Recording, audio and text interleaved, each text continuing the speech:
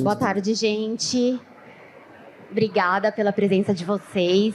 Queria agradecer o Paco por ter aceitado o nosso convite para conversar um pouquinho de planejamento financeiro, que é um assunto que a faculdade ela não dá esse suporte para a gente e não tem nada mais importante até quando a gente começa a carreira.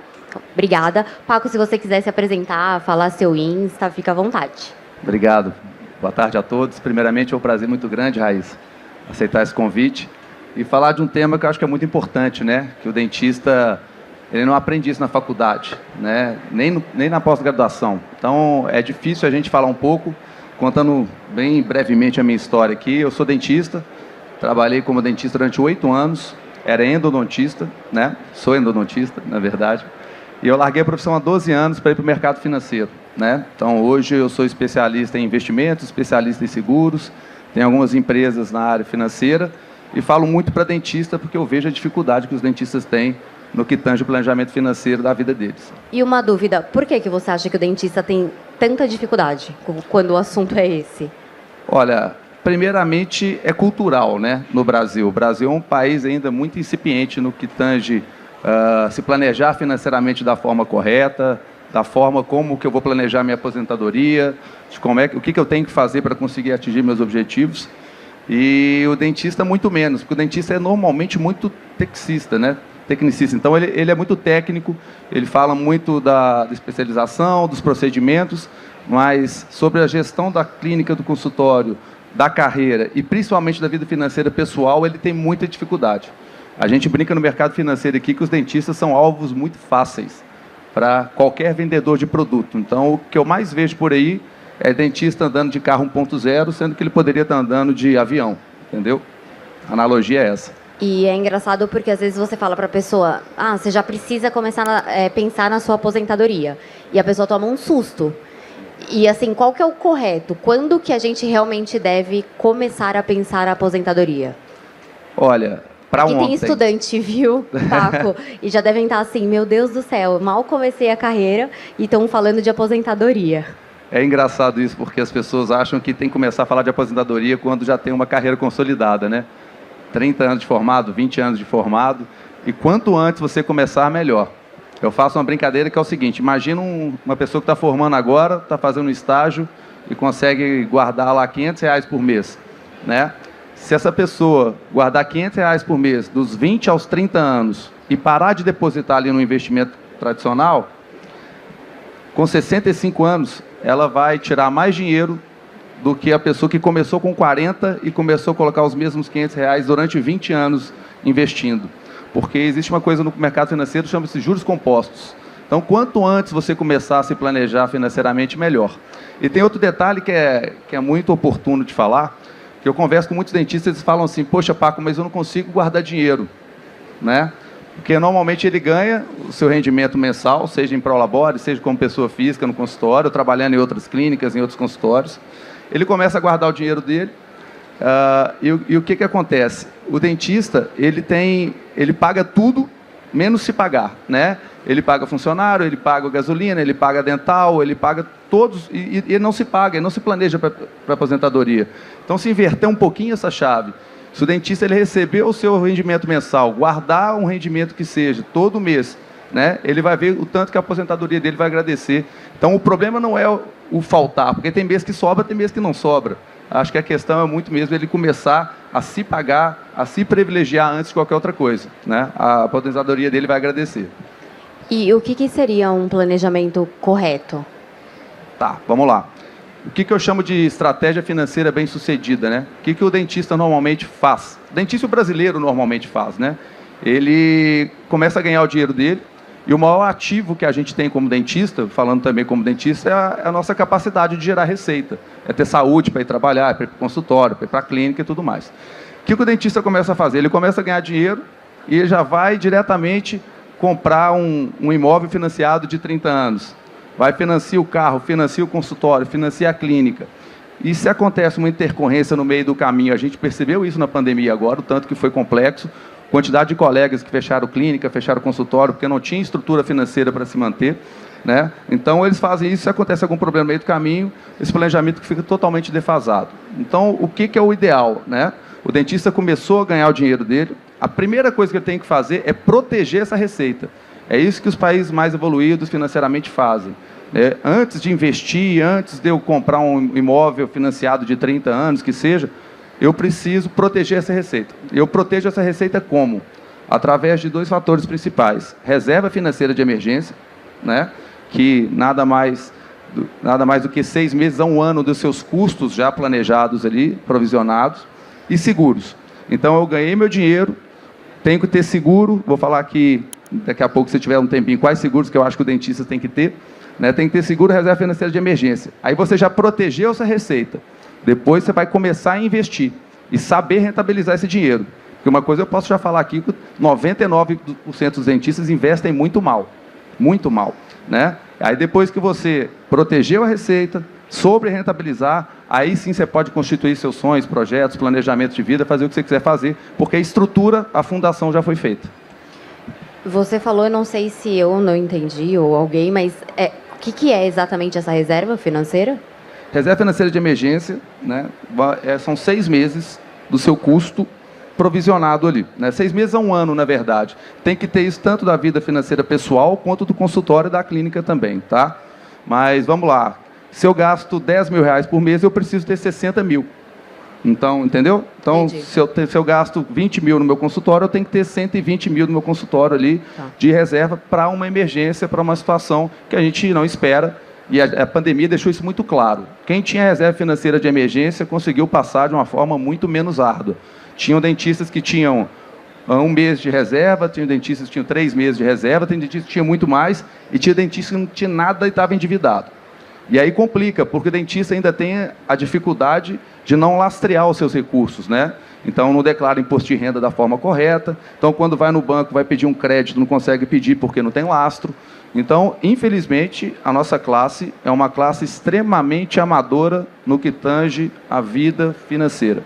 Tanto na vida financeira pessoal, quanto na vida financeira profissional. E aonde que ele guardaria essa reserva? Essa reserva ela pode ser guardada num lugar onde a gente fala que tenha muita liquidez. Né? O que é liquidez? O dinheiro está disponível ali a hora que eu precisar, porque ela tem que ser uma reserva financeira de emergência. Então, o seu dinheiro não pode estar travado. Existem investimentos financeiros que você fica com o dinheiro travado em 2 anos, 3 anos, 5 anos. Né? Então, já adiantando aqui, existem alguns produtos financeiros para isso, principalmente produtos de renda fixa, que são produtos conservadores, onde você não vai estar exposto a risco. Né? Então, risco de mercado, de bolsa. Então, existem até conta corrente de alguns bancos virtuais que você pode deixar o seu dinheiro ali, que ele está rendendo de uma forma interessante. Né? CDBs de banco, tesouro direto, enfim, existem produtos que a gente pode colocar como sendo interessantes nesse sentido. Um que a gente não recomenda muito é a caderneta de poupança, que, querendo ou não, é o queridinho aí da população brasileira. Quase 60% dos brasileiros investem em poupança. E a gente sabe, a gente do mercado financeiro sabe que é um lugar que não é tão desejável assim para você guardar o seu dinheiro. Legal, de fácil acesso. E você comentou de alguns seguros que o dentista deve ter. Sim. Quais seriam? Olha, os 3 principais seguros que o dentista tem que ter na nossa visão, aqui na minha visão, da nossa visão da nossa empresa, né? O primeiro é o seguro de vida. Sim, ninguém vai me convencer do contrário que um dentista não precisa de seguro de vida. E o seguro de vida não é um seguro de morte, como as pessoas pensam apenas, né? Então, eu tenho 20 anos, eu não preciso de um seguro de vida. O seguro de vida, ele contempla várias situações adversas de forma mais grave. Então, o diagnóstico de uma doença, uma invalidez, que é o medo de todo dentista se eu perder o uso da mão, se você for para o hospital por algum motivo. Então, enfim, uma intercorrência por acidente ou uma urgência médica. Então, o seguro de vida, para mim, é o principal, né? Tem o seguro de diário de capacidade temporária, que a gente chama de DIT, ou CERIT, que é extremamente importante também, que é quando você quebra um braço, quebra a mão, quebra uma perna, você não pode trabalhar durante 30 dias, 60 dias, então você acaba recebendo um valor condizente com a sua receita mensal ali. E o terceiro seguro que eu considero que seja bem estratégico, bem interessante para o dentista, é o seguro de responsabilidade civil, que vai te proteger contra uma possível ação judicial se você cometeu uma iatrogenia ou lesou algum paciente. Quantos dentistas tem aqui? Acho que quase todo mundo. E quantos têm algum tipo desse seguro? É o seguro de vida. Quem tem, levanta a mão aí. Você vê que nem 10%. O diário de incapacidade temporária, quem tem? 5 pessoas. Menos ainda. E o responsabilidade civil? Já tem um pouquinho, mais ou menos parecido. E a gente gasta muito dinheiro com coisas supérfluas, né? Se a gente for, por exemplo, uma pizzaria à noite, no final de semana, você gasta 200, 300 reais. E o dentista não gasta isso para se proteger. A gente não quer que aconteça nada, mas se acontecer e você não tem preparação financeira para isso, a chance de dar problema é muito, muito grande, né? E o seguro de vida, eles podem ver como um investimento? Não, nunca, absolutamente. As pessoas... É vendido no mercado o seguro de vida como se fosse um investimento financeiro. Porque existem seguros no mercado. Eu posso falar com propriedade que o seguro de vida no Brasil ele é extremamente robusto, excelentes seguradoras. Eu, particularmente, não gosto de seguros bancários. Seguro de banco normalmente não é muito interessante para o consumidor. Existem seguradoras especializadas em seguro de vida. Só que as pessoas confundem um pouco, porque existem coberturas que, se não acontecer nada com você, você resgata o seu dinheiro. E isso é vendido muito no mercado como um investimento. Isso não é um investimento financeiro, né? Não tem juros compostos, é um outro tipo de produto. Então, existem produtos sensacionais no mercado que formam reserva e não formam reserva.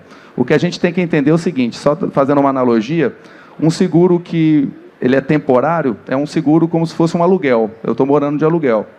Quando eu sair, finalizei minha pólice, eu não tenho mais esse seguro. O seguro vitalício, que a gente fala, é como se você estivesse comprando um apartamento. Eu pago durante 10 anos, 20 anos, eu parei de pagar e eu acabei comprando esse bem, né? Esse patrimônio, que é o seguro de vida, que, querendo ou não, é a liquidez mais rápida que existe no momento adverso, no momento de morte, que seja de algum familiar. Só que as pessoas confundem. Se você compra esse seguro de vida vitalício com o objetivo de você quitar a pólice e deixar um seguro já pago para sua família, é espetacular. É bem indicado. Mas se as pessoas fazem igual 80% dos brasileiros que têm esse tipo de produto, que quita a pólice e resgata o dinheiro, achando que é um ótimo investimento, não é, né? Então, o ideal, se alguém te oferecer esse tipo de produto, esse produto é para você quitar e deixar para sempre aí como um ativo para sua família. Mas se isso não for o caso, para resgatar o seu dinheiro, não faça com esse propósito. Existem produtos melhores no mercado, temporários, que seja, enfim, com outras nuances, sem ter esse investimento como premissa, entendeu? Acho que me senti enganada aqui. A questão não é de ser enganada, acho que as pessoas, de novo, o dentista, o médico, ele é um alvo muito fácil de vendedor de produto. Sim. E as pessoas esquecem que vendedor de produto tem que bater meta. E são várias metas no mercado financeiro. É por isso que eu falo que tem muita gente andando de 1.0 de carroça e poderia estar andando de foguete. E não está, justamente por o mercado financeiro ser bem cruel com as pessoas que não são, de certa forma, são ignorantes, entre aspas, né? Que não têm o conhecimento adequado. E eu só um parênteses, tá, também, tá, Raíssa? Eu também era assim, né? Eu, quando montei meu formei em 2003, na PUC, não sabia nada de finanças, sabia nada de gestão, montei meu primeiro consultório, o consultório fechou em 6 meses, montei uma clínica depois, a clínica fechou de forma super rápida também. Por quê? Falta de conhecimento, falta de gestão. Foi quando eu resolvi fazer um mestrado em administração de empresas em 2007, em Belo Horizonte, a cidade onde eu resido. Para aí sim, aí minha cabeça mudou completamente e eu vi a odontologia de fora, né? E a gente normalmente vê dentro do mocho ali, e eu acho que tem que ser um exercício diário para a gente mudar um pouco esse cenário. E esses 3 seguros que você comentou, para quem não tem, tem algum critério para contratar? Existem alguns critérios, né? Por exemplo, o melhor momento para você contratar um seguro de vida é quando você tem saúde, né? Não adianta dinheiro. Então, essa é uma premissa principal, é a premissa principal. Não adianta você querer contratar um seguro de vida, sendo que você está com a saúde debilitada, que a seguradora não compra o seu risco, né? Então, o seguro de vida, o DIT, da mesma forma, e o responsabilidade civil, o ideal é que você não tenha nenhum tipo de ação contra você no momento. Mas existem algumas premissas, existem várias seguradoras muito boas no mercado. Tem seguradoras que são mais flexíveis, outras não. Mas uma coisa eu posso falar, a indústria do seguro no Brasil, ela é extremamente consolidada e tem uma autarquia federal, que é a SUSEP, que ela consegue trabalhar de forma muito eficaz também. Então, a gente está muito bem servido nesse sentido. E o que é exatamente o seguro de responsabilidade civil? O seguro de RC, ou de responsabilidade civil, e hoje em dia está muito na moda, né? Porque a gente vê muitos dentistas aí causando iatrogenias, lesões. O paciente ele pode se sentir apenas lesado. Ele vai te colocar na justiça. Antigamente tinha aquele advogado de porta de cadeia, né? Hoje tem advogado de porta de consultório, de clínica.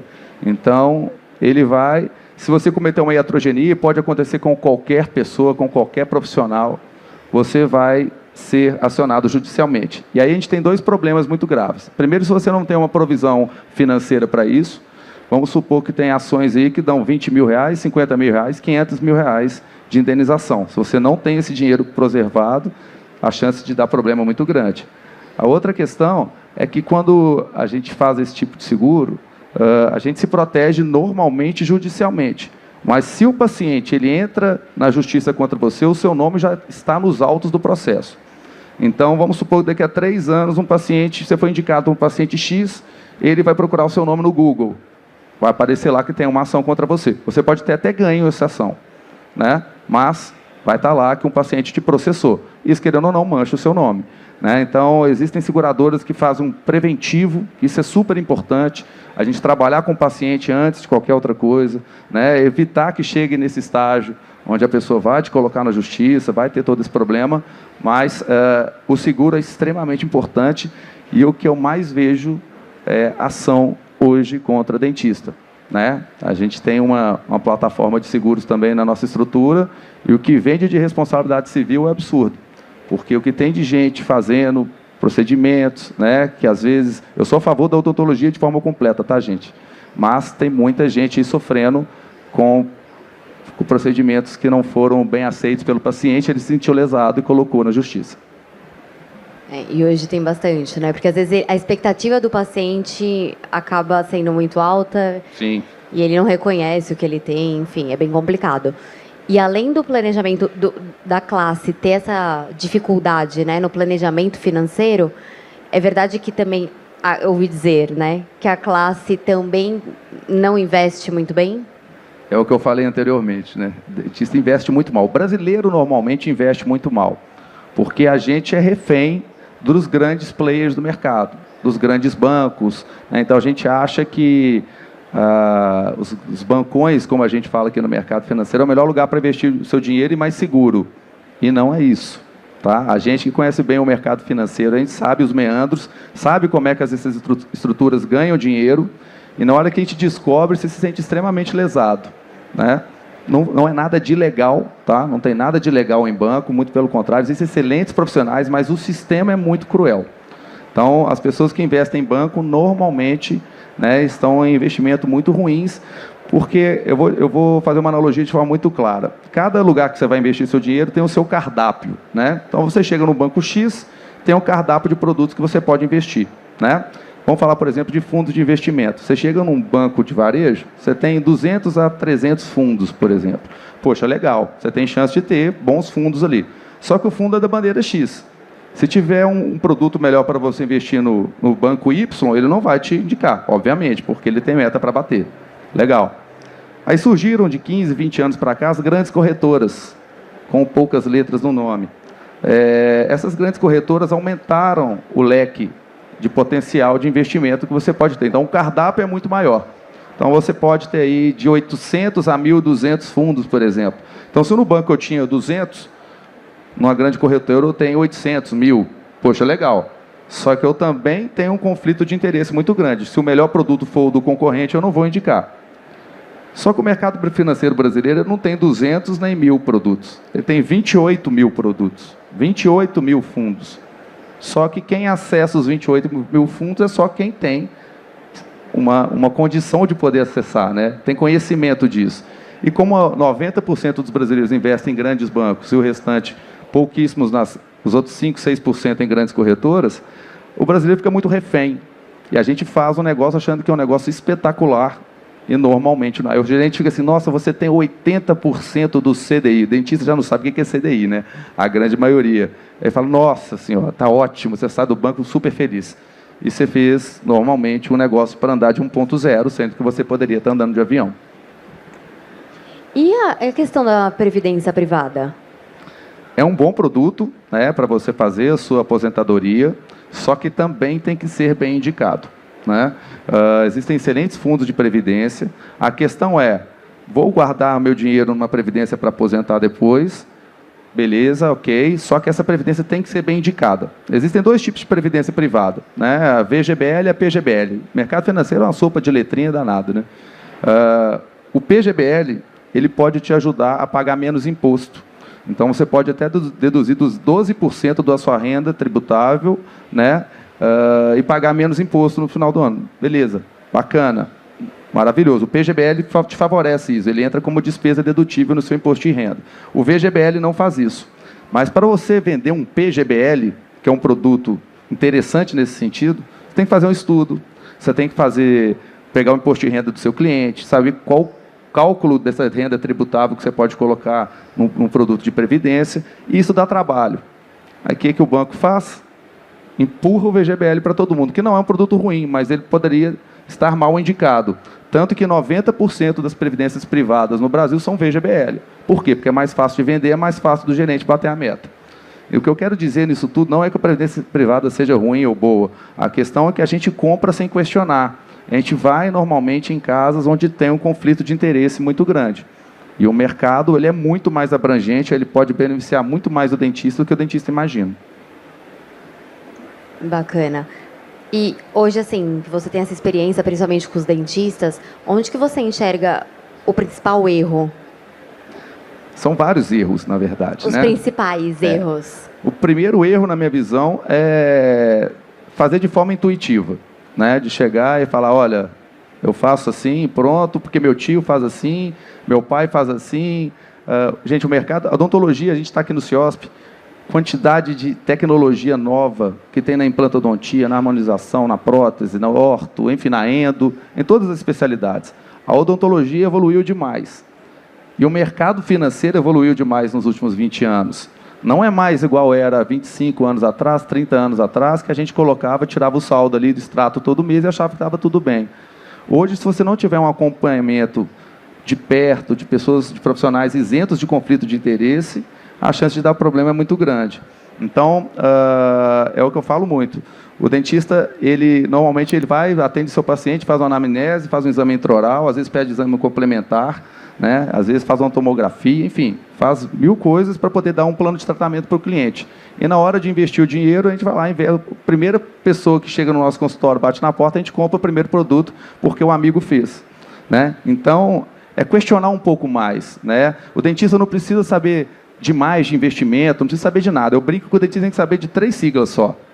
O que é CDI, o que é IPCA, que é inflação, e o que é Ibovespa, para quem gosta de trabalhar com renda variável, que é o mercado de ações. Por que isso? Porque o que importa para qualquer investidor é quanto que você ganha acima da inflação. Por que a caderneta de poupança é ruim? Porque a inflação hoje está dando 6,16 ao ano. Né? A inflação agora está quase 6, mas ano passado estava em 10, 11, 12. Então você estava perdendo dinheiro. Né? E o cenário estava muito nesse sentido. Em janeiro de 2020, a gente estava com a taxa de juros no Brasil de 2%. Então, todo mundo aqui que estava com dinheiro em renda fixa estava perdendo para a inflação.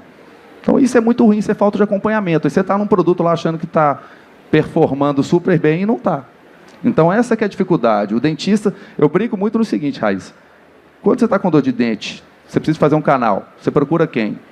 Um endodontista. Você precisa fazer um implante, você vai no implantodontista. Precisa colocar um aparelho, você vai no ortodontista. Você está com dor de cabeça, você vai no neurologista. Por que com dinheiro todo mundo sabe fazer? Dinheiro é extremamente complexo. É uma área, uma ciência extremamente complexa. E as pessoas brincam com isso porque às vezes o cara é rico e acha que ele sabe investir. Existem mais de 16 mil pessoas no Brasil que têm mais de R$1 milhão na poupança. Então não quer dizer quanto de dinheiro ele tem. E você não precisa ser milionário para poder projetar a sua aposentadoria.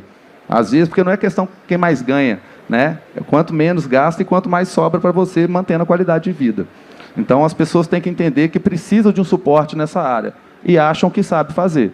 Né? De novo, tem muita gente rica que vai ter dificuldade de se aposentar da forma como pretendia, porque está em produtos ruins que não vão entregar na hora que ele vai precisar.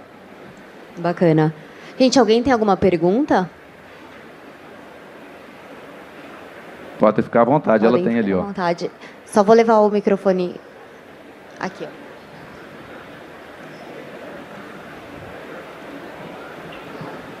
Bom dia. Bom dia.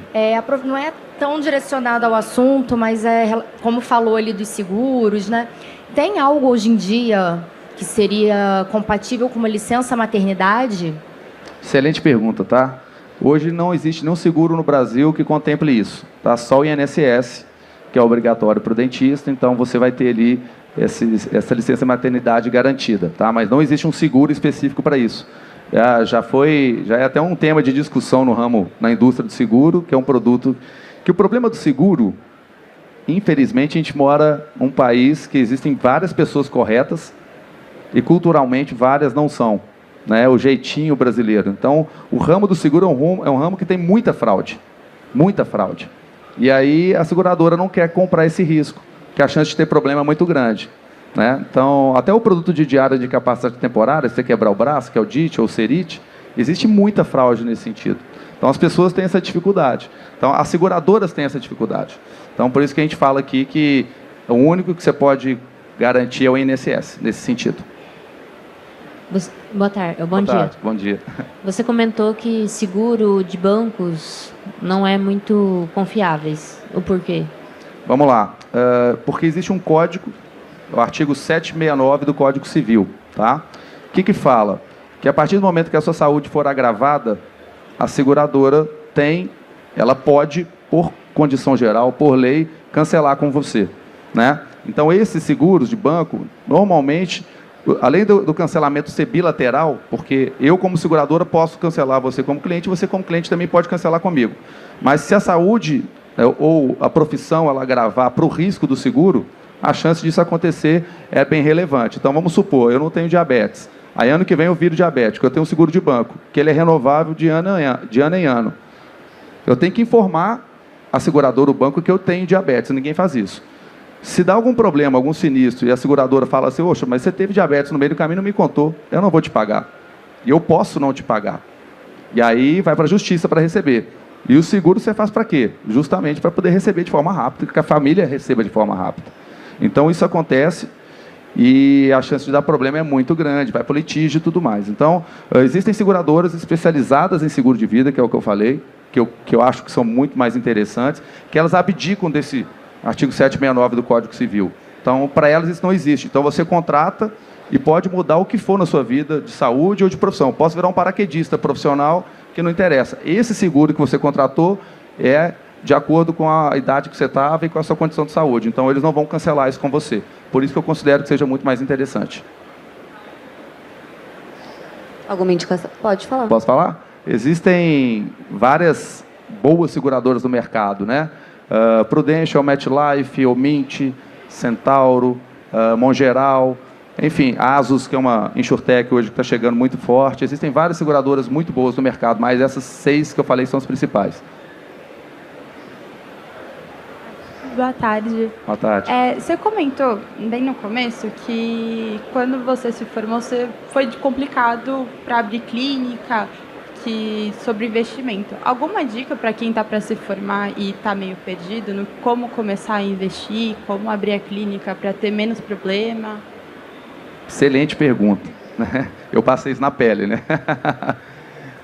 Na verdade é o seguinte, o dentista, eu dei até uma entrevista no meio da pandemia para o CRO, lá de Minas Gerais, e ele falou, Paco, resuma a pandemia para o dentista em uma palavra. A palavra é profissionalização. O dentista é extremamente amador. Gente, eu estou falando aqui na sua maioria, tá? Não é todo mundo, pelo amor de Deus, que é amador. Mas, por exemplo, você vai montar uma franquia, sei lá, uma franquia de uma loja de sanduíche. Eu quero montar na esquina da minha casa. A loja de sanduíche vai falar assim, opa, peraí, eu não sei, vamos estudar para saber se você pode montar lá ou não. O dentista monta o consultório no prédio mais interessante, porque ele acha que lá vai ter muito cliente. Às vezes não é nem o tipo de público-alvo que ele quer no consultório, mas ele vai montar ali, ou vai montar no bairro X, no bairro tal. Então, a profissionalização da gestão da sua clínica, da forma como você vai montar a sua clínica é extremamente relevante. Então, existem empresas que fazem um business plan. O que é o business plan? Justamente esse plano de negócios, onde eu vou analisar qual o tipo de cliente que eu vou atender, onde que eu vou montar a minha clínica, será que eu vou ter esse suporte, será que é o melhor local, como é que são os concorrentes que estão ali. Então, esse estudo é feito e as pessoas não gostam de investir nisso, porque acham que dá trabalho, que não precisa, porque um amigo fez uma clínica parecida no bairro X, e lá ele teve sucesso, então vou ter aqui também. E não é assim. Hoje a gente consegue estudar para saber se vale a pena colocar mais uma cadeira no consultório ou não. Hoje a gente consegue estudar para saber se vale a pena você expandir a sua clínica ou não. Enfim, tudo isso é estudável. O que a gente brinca é que a gestão são duas portas, né? A porta para dentro e a porta para fora. As pessoas só costumam falar da porta para dentro. Então, tem uma raça para cima de gestão, você olha aí, para você entender os indicadores da clínica, custo de hora clínica, que é extremamente importante. Mas as pessoas falam muito pouco do porta para fora. O porta para fora é justamente essa pesquisa mercadológica, para saber se eu posso montar a minha clínica ali ou não. Então, isso tudo é muito relevante. Entender a concorrência, onde você está alocado. É isso que qualquer empresa, no mínimo, desenvolvida faz, né? Antes de montar. Então, você está recém-formada, vai começar a empreender. É importante que você entenda que é preciso investir um pouquinho de recurso nisso, ou então procurar o Sebrae, que é uma excelente instituição, que oferece business plan de forma gratuita, e um suporte, onde você possa entender se vale a pena eu manter aquele plano empreendedor ou não. Porque o que mais acontece é isso. Alguma empresa que você recomenda para isso? Existem várias empresas. O Sebrae, para quem não tem alguém conhecido, o Sebrae local ou regional, ele consegue atender dessa forma, e existem algumas empresas que fazem isso também. Posso fazer jabá ou não, né? A gente tem a W Financial, que é a minha empresa, ela tem uma parte de gestão, que quem tem uma estrutura lá onde alguns profissionais tocam, a W Financial Inteligência e Gestão. Na verdade, a W Financial Health Services, que a gente tem todo um shopping financeiro lá, mas existe um departamento só de gestão. Mas existem também outras empresas que fazem esse tipo de serviço. E, de novo, gente, gestão não é só gestão interna dentro da clínica. É a gestão de porta para fora. A gente entender onde a gente está localizado, o que está acontecendo, como é que meus concorrentes cobram, que você minimiza o risco. Não quer dizer que vai dar 100% certo, mas você minimiza muito o risco. Nada. E a sua empresa tem no seu Instagram? Tem. Na verdade, pessoal? Eu tenho uma gestora de investimentos, que chama Masa, @MasaInvest, né? E é uma gestora de investimentos diferente de uma corretora de investimentos. Gente, eu não estou falando aqui então se vocês têm que tirar o dinheiro de lá, não. Eu só estou falando para começar a questionar, tá? Porque essa é a maior dificuldade do dentista. Fazer porque um amigo fez, porque o tio fez assim, e a gente entende que o mercado pode oferecer muito mais, e o dentista tem acesso a isso, ele só não sabe. Então, a gente tem uma gestora de investimentos, que é a Masa, @MasaInvest, e a gente tem a W Financial Health Service, que é @W_Financial_Brasil.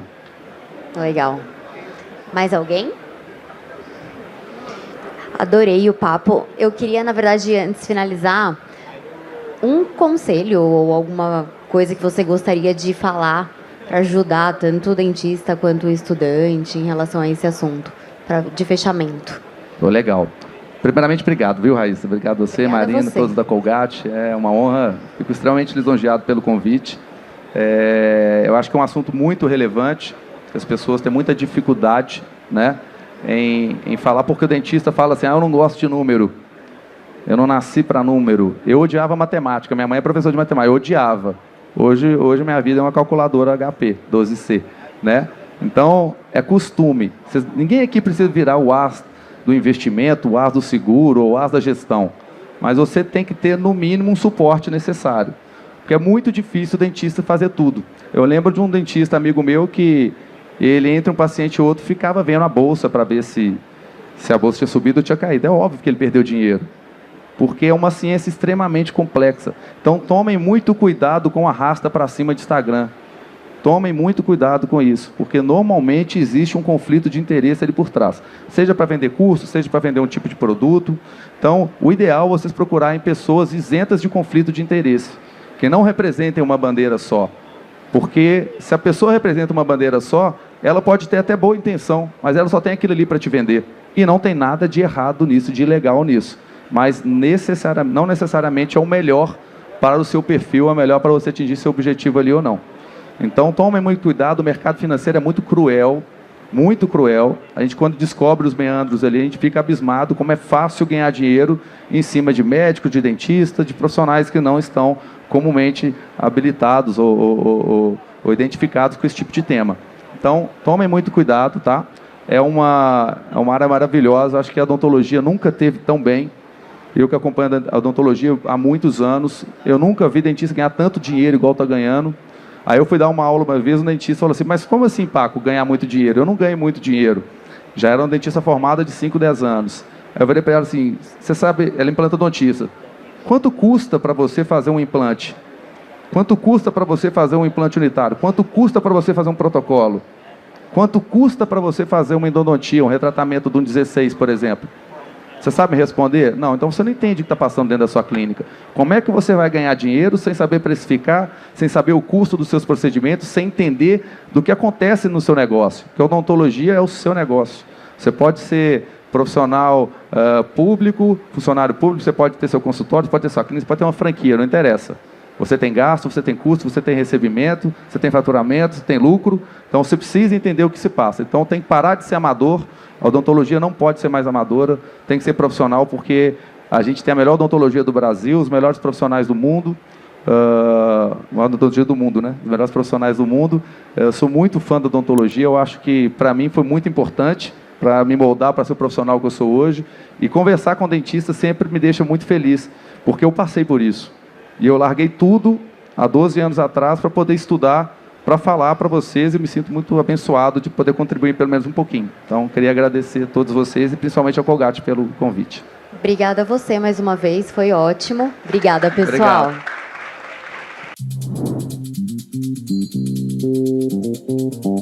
Obrigado.